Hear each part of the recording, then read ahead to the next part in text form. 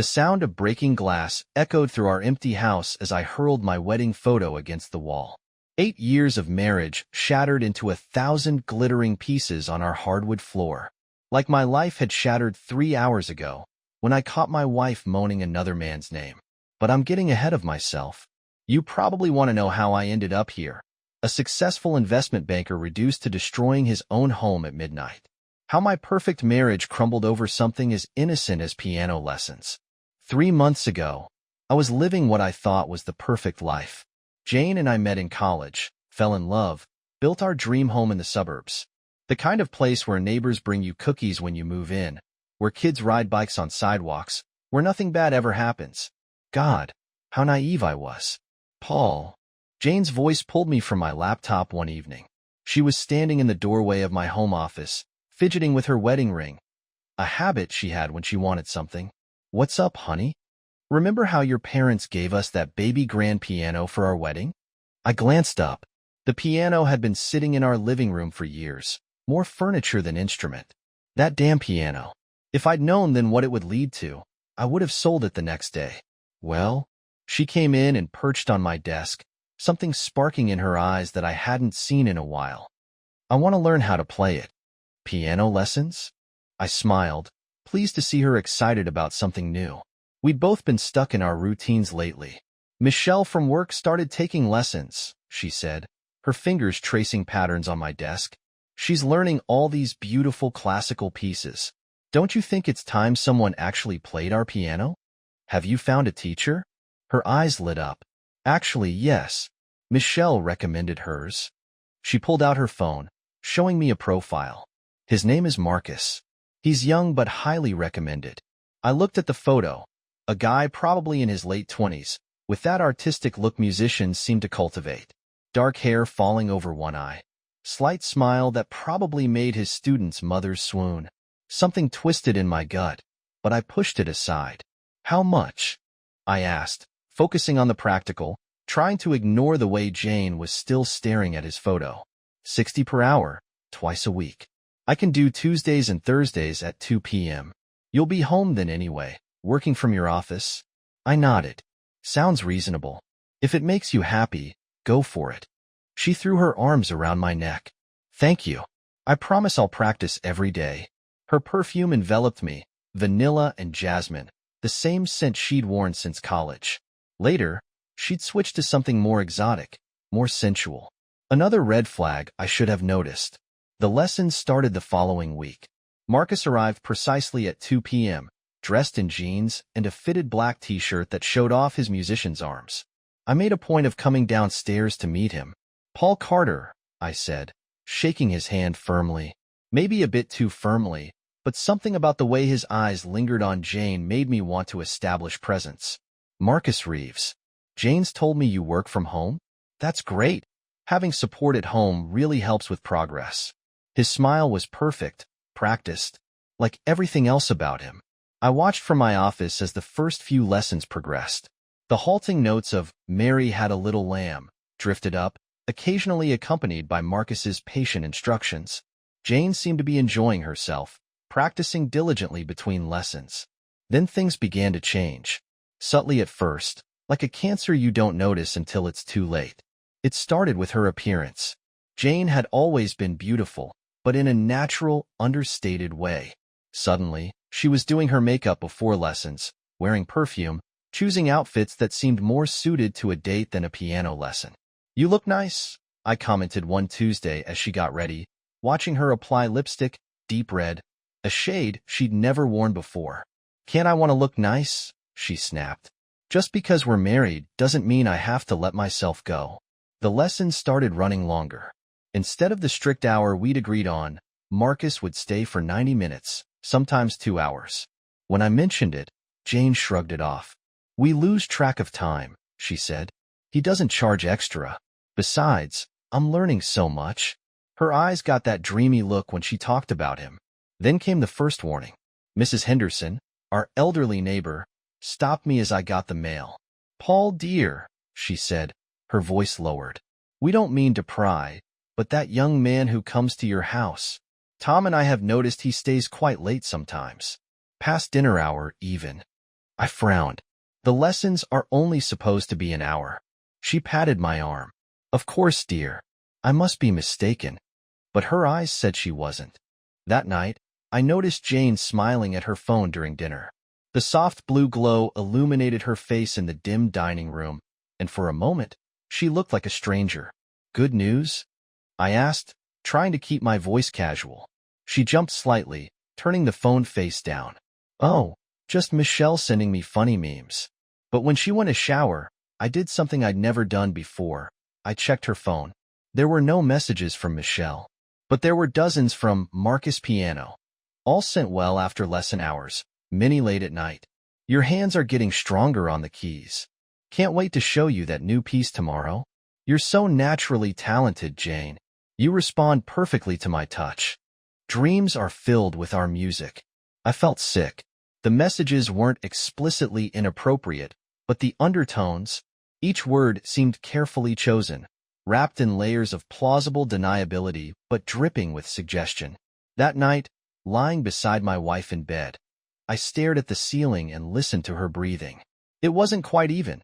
She was awake too, probably thinking about her next lesson, about his hands guiding hers across the keys. Jane. Are you happy? With me, I mean. She was quiet for a long moment, and in that silence, I heard everything I needed to know. Of course I am, she finally whispered. Why would you ask that? But she didn't turn to look at me, and her hand was on her phone, thumb moving slightly as if composing a message, as if she couldn't even wait until I fell asleep to talk to him. I closed my eyes, but sleep wouldn't come. In the living room below, the piano sat silent, waiting for tomorrow's lesson, waiting for his hands to guide hers across the keys, waiting to play their song of betrayal. I started watching more closely after finding those messages. It's amazing what you notice when you're looking for signs of cheating. How many little clues were there all along? The next morning, Jane was up early, unusually early for her. I found her in the bathroom, carefully applying makeup, her hair still damp from the shower. Big meeting today? I asked, leaning against the doorframe. No, just felt like making an effort. She was wearing that new perfume again, something musky and exotic. At 7 a.m.? For a piano lesson at 2? She met my eyes in the mirror, annoyance flashing across her face. Why are you interrogating me, Paul? Can't a woman want to look nice? For her piano teacher? Don't start this again. Marcus is a professional. A professional who texts his married student at midnight? Her hand froze, mascara wand halfway to her eye. You went through my phone? You left it out. I saw the notifications. A lie, but I needed to see her reaction. Want to explain those messages? He's enthusiastic about music, that's all. She brushed past me. And I don't appreciate you spying on me. I don't appreciate my wife getting love notes disguised as music lessons. She spun around, eyes flashing. Love notes? God, Paul, your jealousy is getting out of control. He's my teacher. A teacher who thinks about you in his dreams? It was about the music. Her voice rose. He dreamed about a new piece to teach me. Right.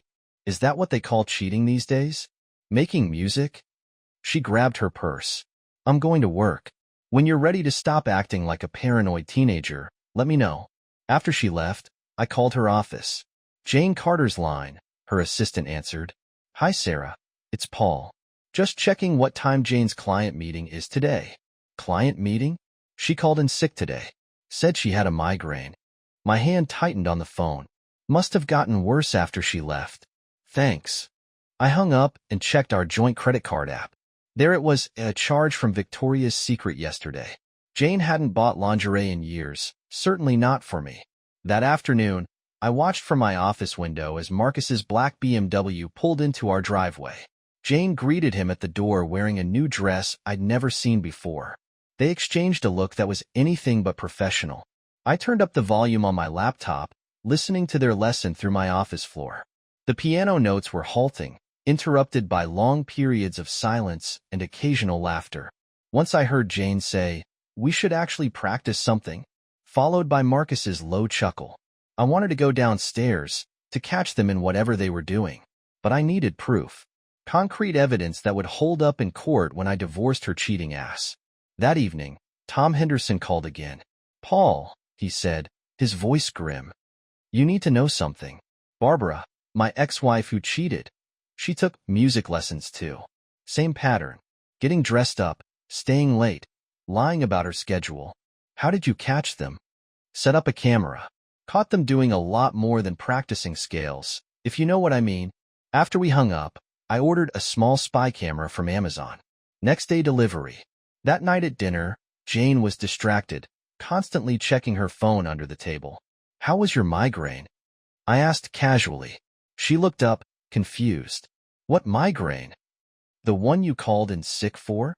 Color drained from her face. "Oh, that. It got better. Must have been those endorphins from shopping at Victoria's Secret." Her fork clattered against her plate. "You're tracking my purchases now?" "Joint credit card, honey. No tracking needed." I took a sip of wine. "So what did you buy? Something nice for your piano teacher?" "That's it." She stood up, hands shaking. "I'm not going to sit here and listen to these accusations. Funny how you're more upset about being caught in lies than about actually lying." "I'm going to Michelle's." I smiled. "Tell Marcus I said hi." She stormed out. An hour later, I drove past Michelle's house. Dark and empty. She was away on business. I didn't bother checking Marcus's apartment.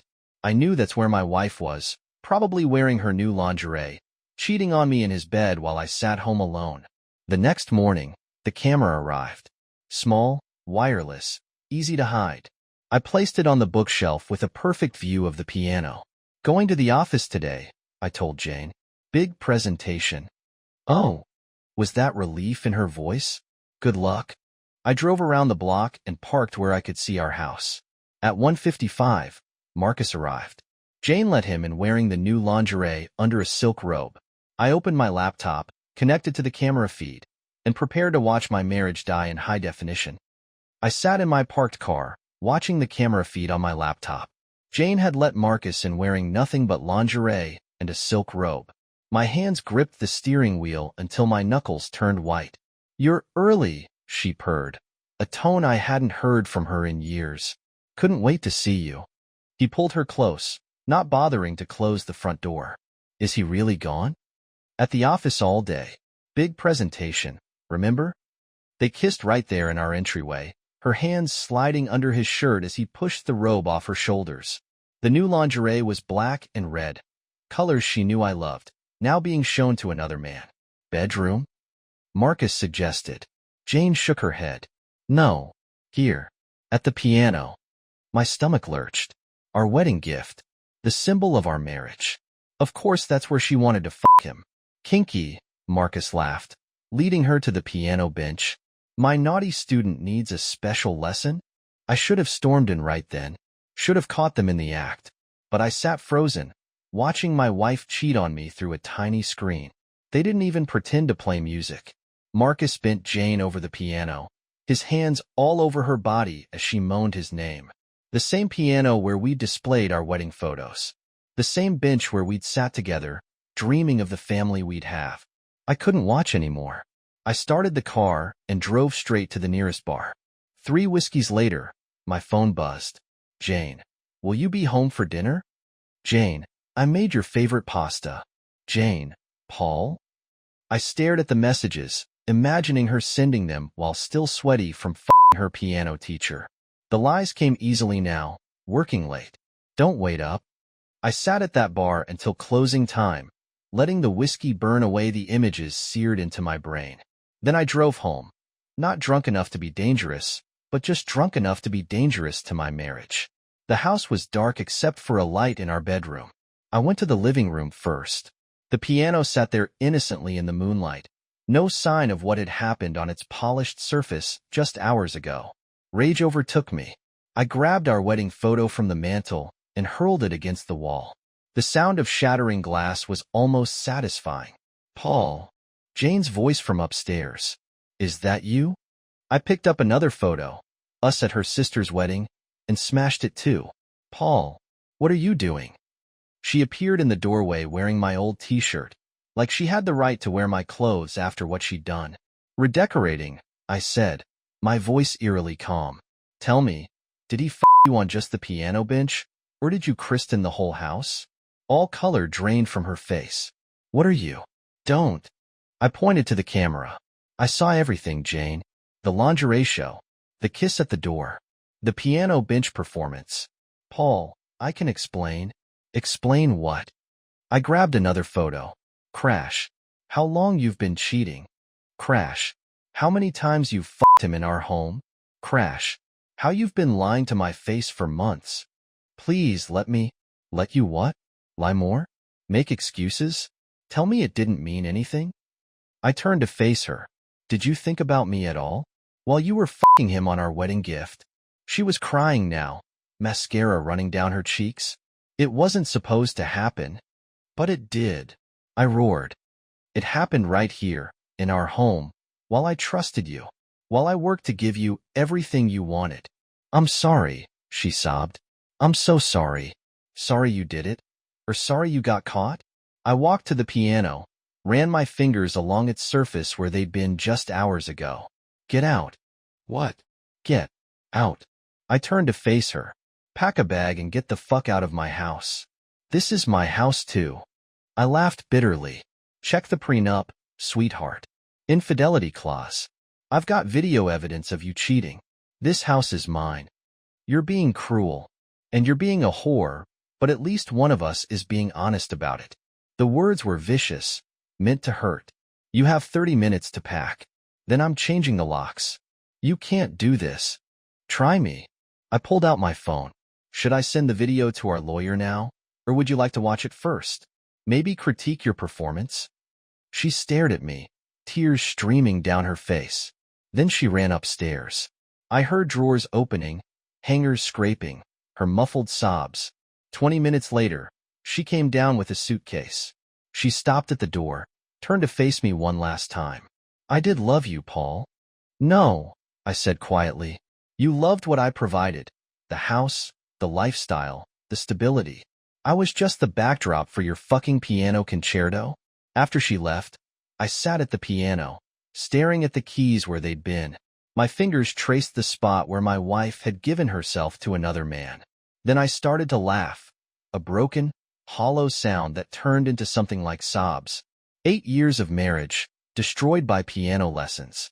The final note of our love song was the sound of her key dropping through our mail slot, followed by the roar of Marcus's BMW whisking away my cheating wife. The next morning, I called in sick to work and contacted our lawyer, Richard Stevens. He'd handled our prenup 8 years ago. Send me everything, he said after I explained the situation. The video, the text messages, any evidence you have. An hour later, his office called back. Mr. Carter, Mr. Stevens wants to see you immediately. I found Richard reviewing the footage from my camera, his face grim. Well, Paul, she's definitely violated the infidelity clause. The prenup is ironclad. But what? Jane's hired Patricia Morgan. He named one of the city's most aggressive divorce attorneys. They're going to claim emotional abuse, say you drove her to cheat. They'll paint you as a controlling husband who spied on his wife. I laughed bitterly.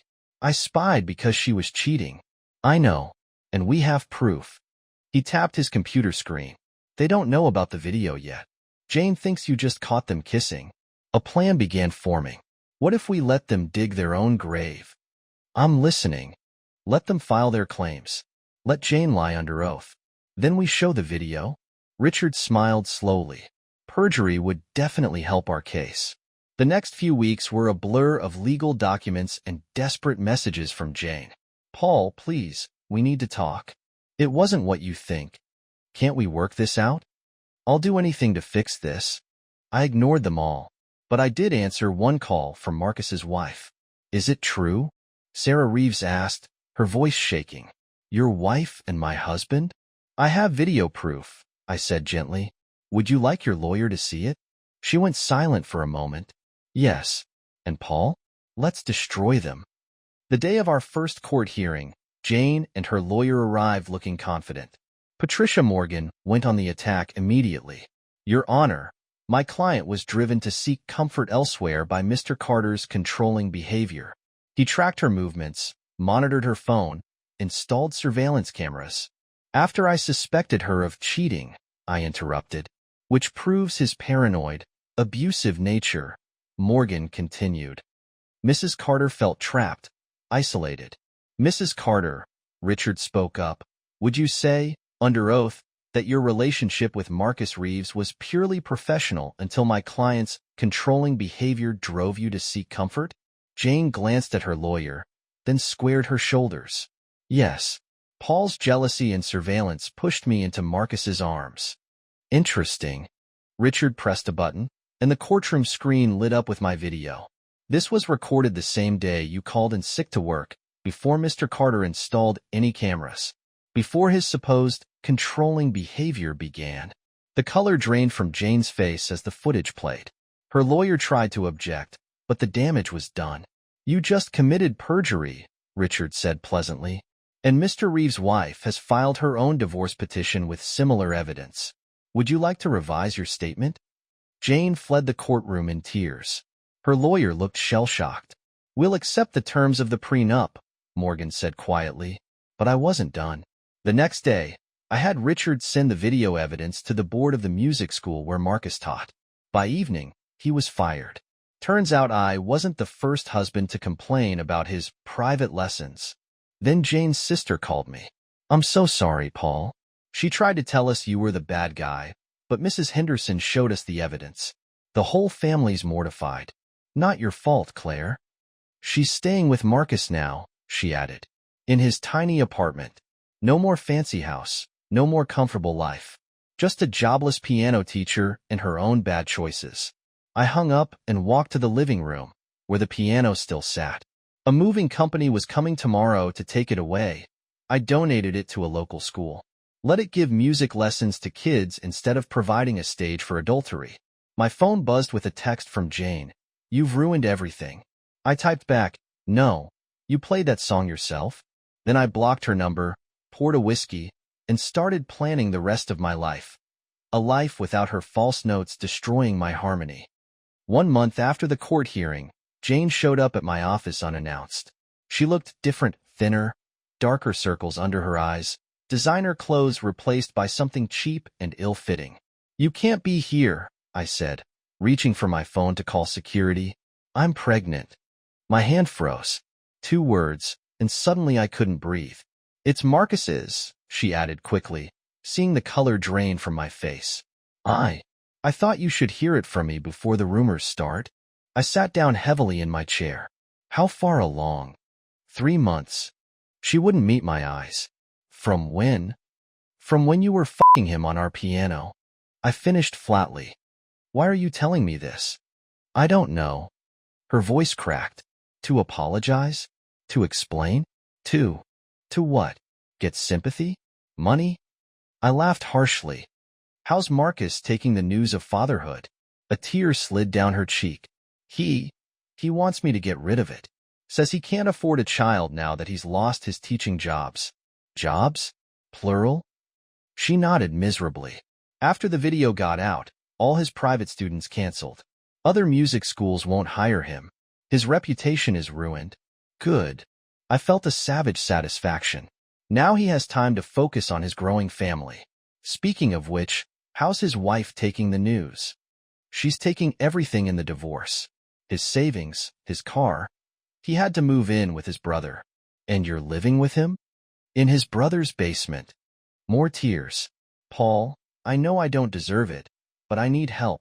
I can't raise a baby there. I stared at her in disbelief.